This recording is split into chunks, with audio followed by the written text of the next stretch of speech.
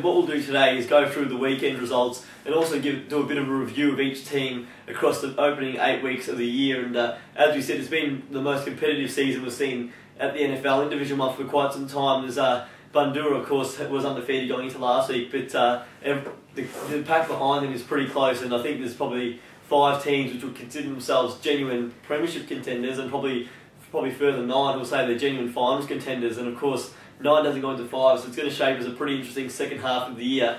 The first game from last weekend was the early game, was Montmorency against McLeod. Monty started the year a bit in a disappointing manner. I think they were 0-4, and obviously with the evenness of the competition, they would have still given themselves a chance of making it, because should they beat a few teams just above them, of course they'll give themselves every chance, and they've done that. They've won 3 of their past 4 games. They were disappointing against Bundoora a couple of weeks ago, but since then they haven't put really a foot wrong, and on the weekend you see they've got a good 43-point win against McLeod, but McLeod was pretty inaccurate and might be cursing their shots at goal on the weekend. Yeah, a bit inaccurate from McLeod, but obviously starting to see Monty make that home ground a bit of a fortress again, like it has been for the last few years. So it's sort of obviously Monty were never going to stay down the bottom as they were the first few games, and yeah, they're getting those wins around the side against the sides around them to get some strong position. Well, they were second last year in 2010 when, at the end of the home and away season, so they are pushing. We all know they're a good side, and we were surprised by their disappointing start to the year, but they were all close losses. And I think you take it to Bundoora game when they lost their opening 4. By an average of, I think it was about 20 points, and the highest margin was 28 points, so always thereabouts. I think when they have the reverse matches come next time around, I think they'll probably get a couple more wins against those sides they lost against first up, so there's still every chance of pushing for the 5, and despite being 9th on the ladder, second last, there's still 3 wins and 5 losses, and you're seeing a bit of youth come through the team again. We mentioned James Brooker in the program last week.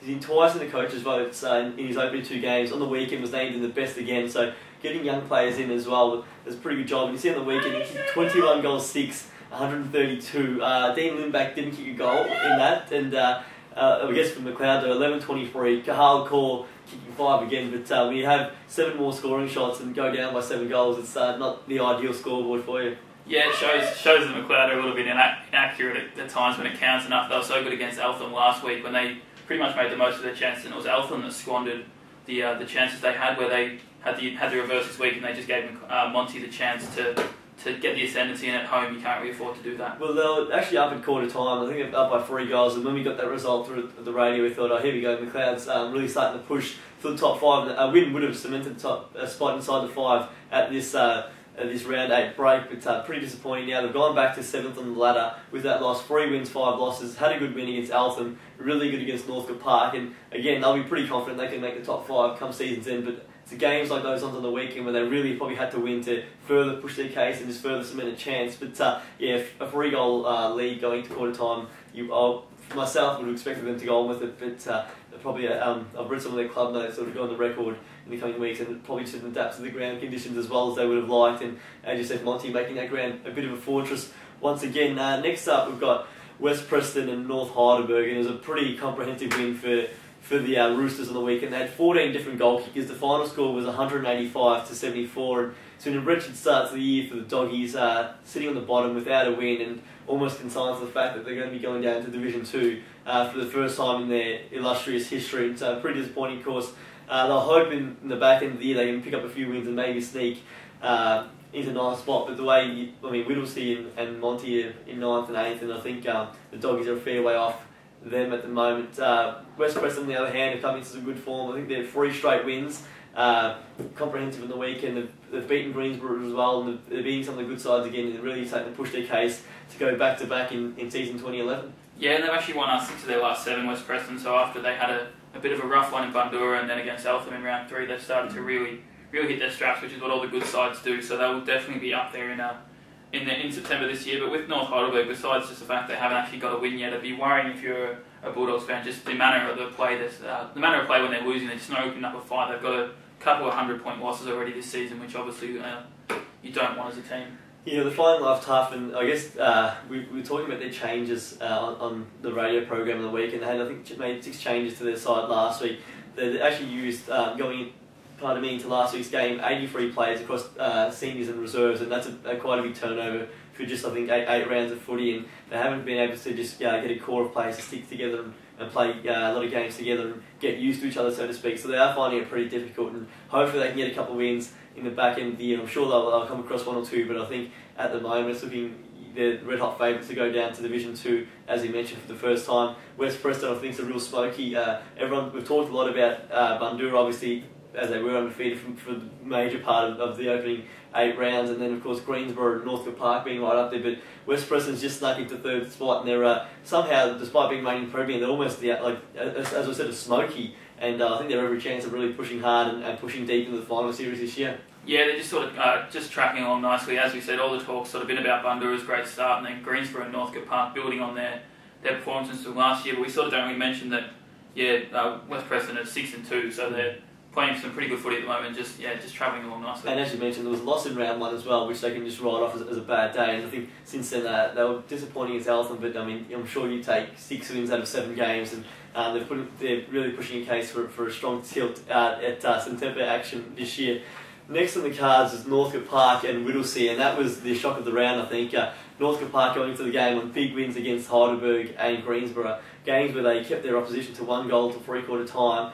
Whittlesea hasn't won since winning their opening 2 games of the year, and I think travelling to Bill Laurie Oval as well at Northcote Park, I think I know all the tipsters tipped Northcote Park, and Whittlesea insiders were really confident going into this one. They gave themselves every chance. The Northern Bullhounds reserves had the week off on the weekend, so they got a couple of players back as well. Did the Eagles, and have gone over on the road trip. They've led all day. Northcote Park pushed hard in the last quarter, got it to, I think, back to within a goal of difference, but in the end it was Whittlesea too good by 9 points, and that win, I'm pretty sure they'll be confident of making the top 5, but in the least I'm pretty sure that win there keeps them up in the top 5 for next year at least, and it's a great effort for a club who obviously, as we said, come up for the first time this year, and they've done really well. They won their first 2 games. The success story, the good news story, I think, going into the Easter break, and when they were sitting second in the ladder, but a good win now going into the Queen's birthday week off, and they've done pretty much all you can ask for in Division 1. Yeah, they've shown that, you could have said after those first couple of weeks, a bit of a flash in the pan, they'd fall away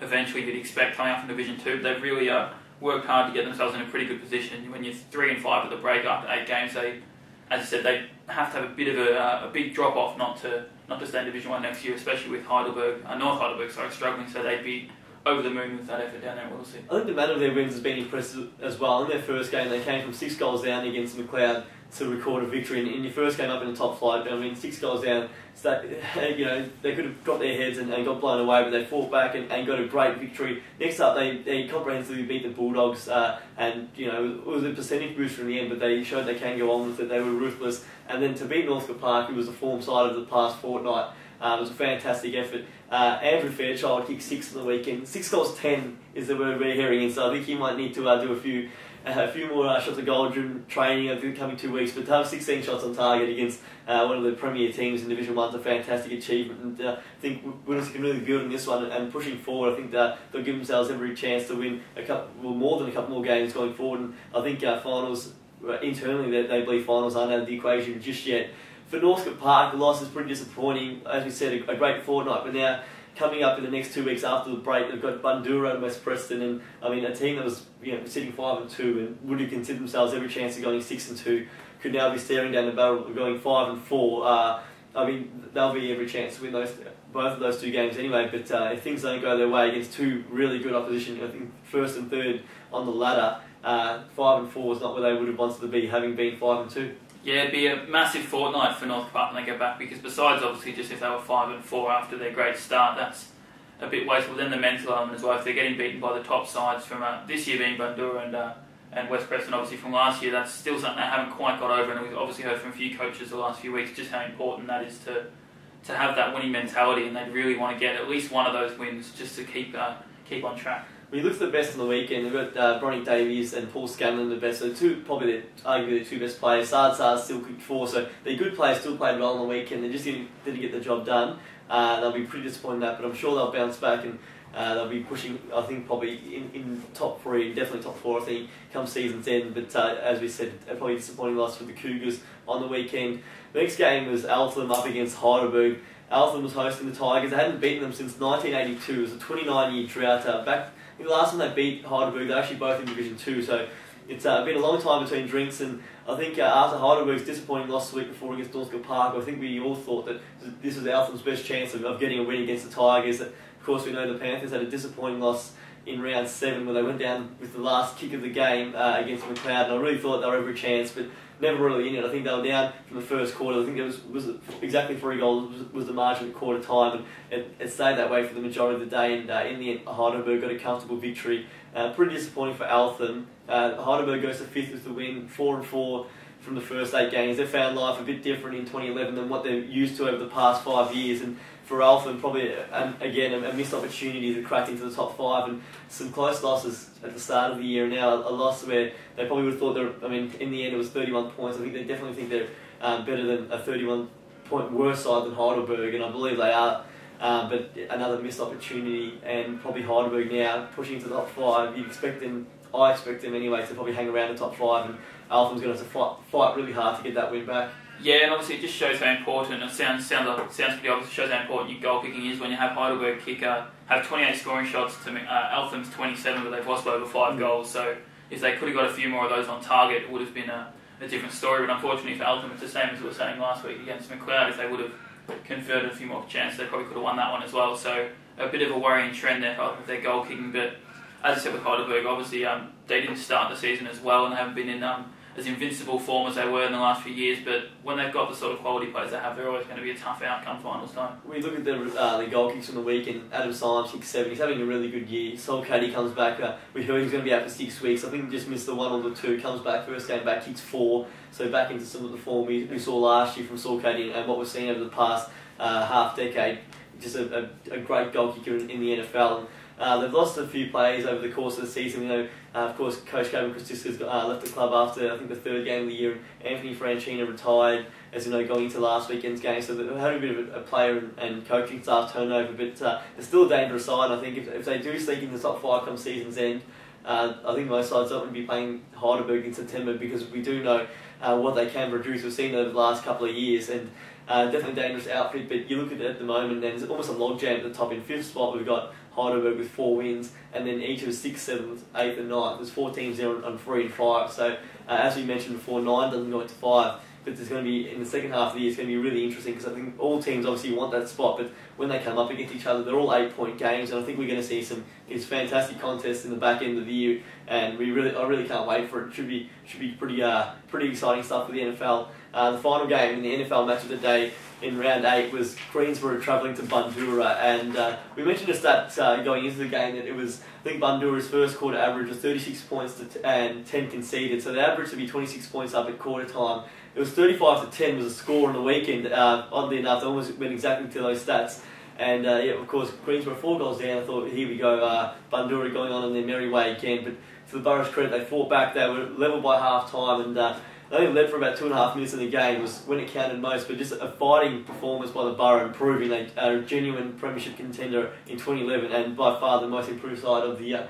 And even obviously they were fantastic, and they've improved from sort of mid-table last year to being, as you said, definitely one of the top 2 or 3 sides this year. And even one of the great things for Greensborough as well, they come back. It wasn't like Bundoora played poorly or gave them the chance to get back in the game or anything like that. Bundoora still played pretty well the whole game, but Greensborough were just able to work over the top of them. And as you said, they're only in front with the last minute and a half of the game or so, and then that's all that counts. So. Well, it was just a great game in general. I think it was, I guess, take the first quarter out of it. Other than that, it was only about 2 kicks separating the teams the whole day. On most instances, there was actually 1 kick probably. Just in the end, Greensborough, Nick Riddle played another absolute blinder, I thought, for an 18 or 19-year-old playing at fullback. Really did a job on Paul Harrison, who we found out actually had concussion from an early hit in the game, but kept him goalless and didn't have too many kicks at all. Harrison couldn't have any impact on the game, so for a young kid to do that was fantastic. Eamon Jenkins, we mentioned before with Whittlesea how Northern Bullets reserves had the bye, and Jenkins could come back into the Greensborough outfit. He's only played 3 games for the Borough this year. He's been best every time. He was the Simmons player of the game the weekend, but the younger brigade really stood up. Skipper Tim Bongetti was fantastic again, but it was a really positive sign. I think on the flip side for Bundoora, every side would say they don't need to lose, but it could almost be the loss they need to have going into the break, and now just refocus again. And I'm pretty confident they'll end up in the year in first spot in the ladder. I think they're pretty hard to beat in their home ground, and they were pretty impressive despite losing. I think they had a yellow card in the final quarter, which didn't go to plan, and stop their interchange rotation a bit, and a few injuries we saw. Camusciano get hurt, and we mentioned Harrison injured, so a few things didn't go their way.